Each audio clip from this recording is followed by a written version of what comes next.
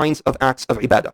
Those acts which are inherently ibadah, such as salah, fasting of Ramadan, seeking forgiveness of sins, asking for hidayah, etc. And then you have those acts which are conditional acts of ibadah.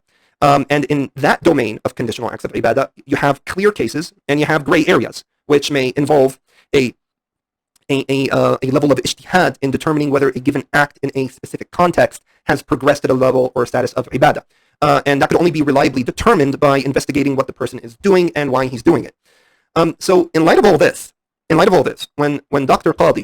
Yasir Qadhi says that an act of veneration towards a given entity could never amount to an act of worship unless the person intends to take that entity as a god, because إنما الأعمال بالنيات, and that our intentions ultimately influence the label assigned to our actions, we strongly disagree with this.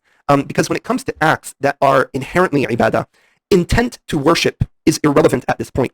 The only thing that is relevant is whether the person intended to perform that act and direct it to that being. That's all that matters. The act itself, if performed, is an act of worship, regardless of one's inner intention to take the object as a deity or not.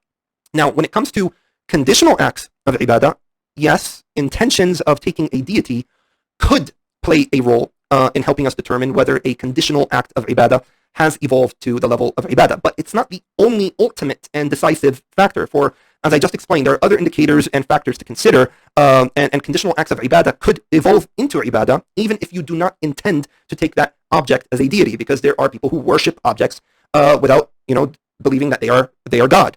But it must be noted that intent to worship, and intent to take the object as a deity plays a more important role in determining the ruling of the person who engages in these acts. So there is the act, and then there is the actor.